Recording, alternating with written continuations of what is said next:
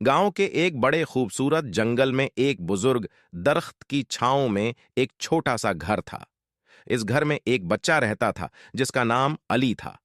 अली बहुत दिलचस्प और दिलेर बच्चा था और उसको जंगल की हर आवाज और हर मंजर से लुत्फ अंदोज होता।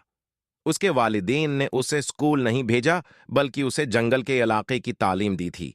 एक रोज जब अली जंगल में सैर के लिए निकला, उसने एक बड़े सियाह भालू को देखा जो एक दरख्त के नीचे सवया हुआ था। अली ने सोचा, यह भालू बेहद खौफनाक नजर आ रहा है, मगर मैं उसे देखने जाऊंगा।